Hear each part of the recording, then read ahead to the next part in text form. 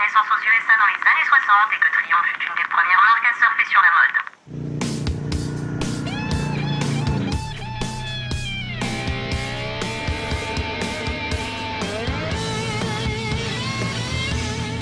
C'est donc logique que Triumph soit le premier constructeur à relancer dans les années 2000 un scrambler néo-rétro.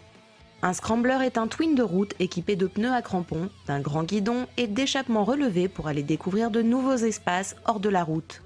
Basé sur le bicylindre vertical de la gamme classique, le scrambler bénéficie d'un 865 cm3 double arbre à cames et 4 soupapes au calage à 270 degrés pour agrémenter les sensations moteurs. En poussant un peu plus l'observation, on découvre quelques détails savoureusement rétro, comme le contacteur placé sur le côté de la fourche. Les instruments sont faussement simplistes car ils cachent des voyants à LED incrustés dans les fonds des compteurs. Astucieux pour garder le look d'époque mais conserver des témoins bien pratiques. Les clignots et le feu arrière ont également la forme des triomphes d'époque. L'injection est astucieusement masquée par 2 faux carbus pour respecter le look de l'époque.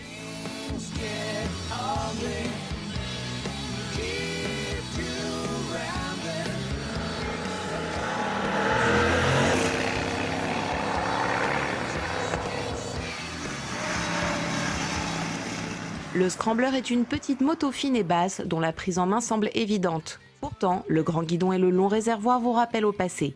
Buste droit, bras très écartés, rien ne prédispose à l'attaque.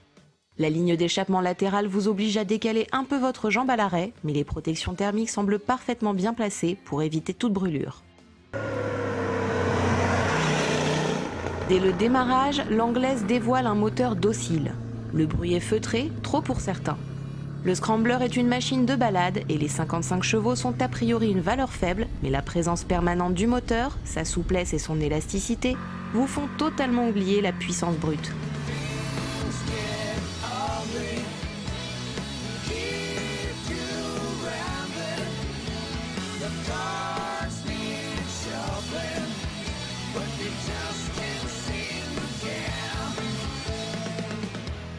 Aucune vibration, un son saccadé de twin discret, une boîte précise, on a le choix entre l'usage du couple autour des 4000 tours ou la longe en prenant un banc 7000. En fait, le scrambler se plie volontiers à toutes vos attentes, sans temps mort ni caprice.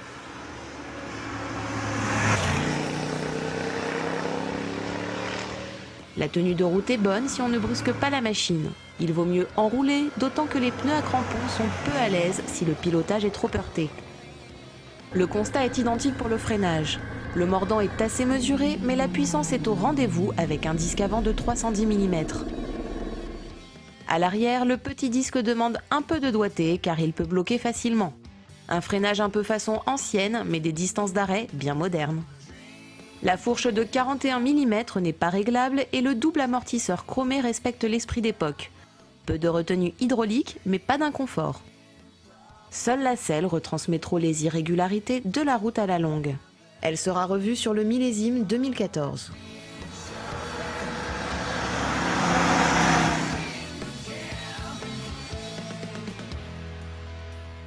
Moralité, avec cette grande facilité de comportement, le scrambler est aussi à l'aise en ville que sur route. On profite également de ses qualités pour s'échapper où le regard vous porte, y compris sur les chemins de terre.